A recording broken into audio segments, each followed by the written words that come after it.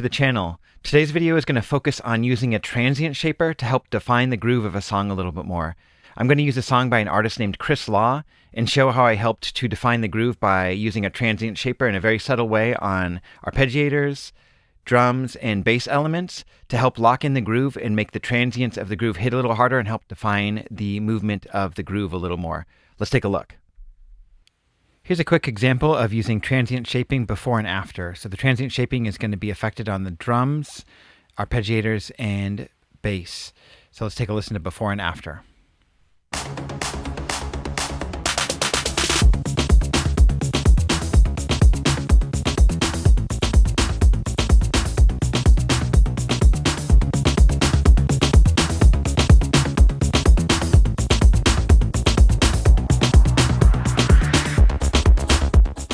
Okay, we're going to look at some individual elements and see what this transient shaper is doing. First, let's look at the drums, and let's hear it before and after.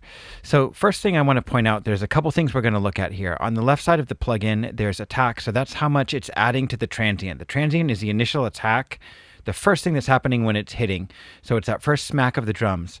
Right here it shows duration, and the smack, I'm only really affecting the very first front edge of the drums. I'm having a little bit less sustain, so the drums are getting out of the way a little bit more after that punchier hit. They're getting out of the way and allowing a little more room for the bass. And this is very subtle, especially the sustain. Let's take a listen before and after. And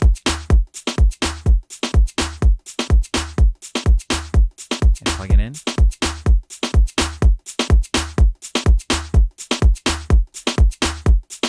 So you can hear just bringing more energy to the part and just pushing a little harder on that first hit.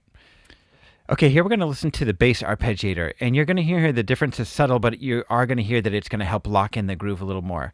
So when I play it before, you're going to hear that the transient of the bass arpeggiator is a little bit soft. It's not really super locked in, and that's a fine sound, but for this, I wanted it to be a little bit more staccato and fit the groove just a little bit tighter. So let's listen to the before and after, and then you can hear it along with the drums.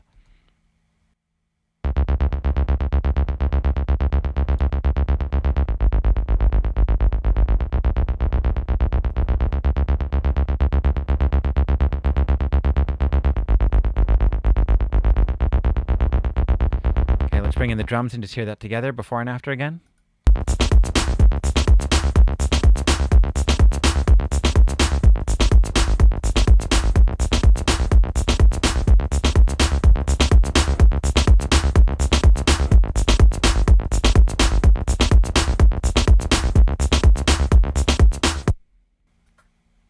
Here's another example you can see, and what this is an arpeggiated bass, and when I bring this transient shaper in, you're going to see that it really takes the front edge of the bass and really defines it and really snaps it into an aggressive arpeggiator versus it's a little bit softer when the transient shaper is off.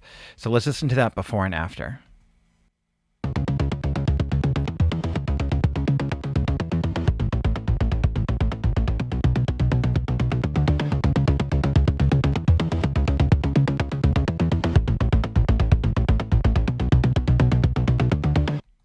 Let's take a look at one more trick. We have right here an arpeggiated part, and what it's showing here, you can see from the wave guide that it's getting quieter. But what I have automated here is I'm bringing up the attack of the transient shaper here. So what I'm doing is I'm making the attack of the transient more intense as it's getting quieter.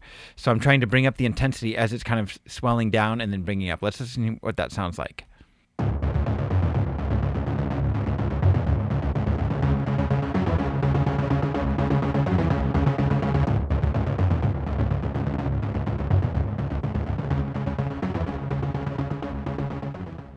Okay, in context of the music.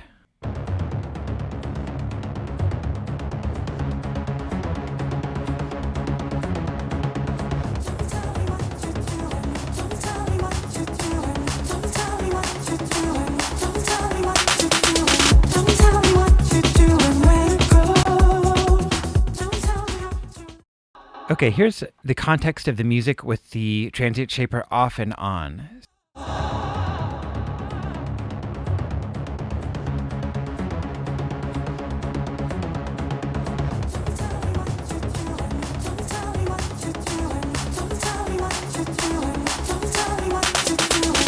Tell me what to do and where to go.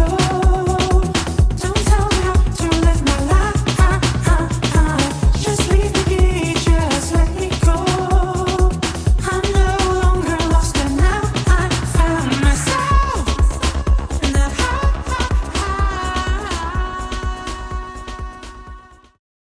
I hope this video has given you an idea of how you might use a transient shaper in your own music to help define your groove, make your arpeggio hit a little harder, or make your drums smack a little more. If you like what you saw, please hit the bell, hit the subscribe button, hit the thumbs up. All that stuff helps the channel. See you next time.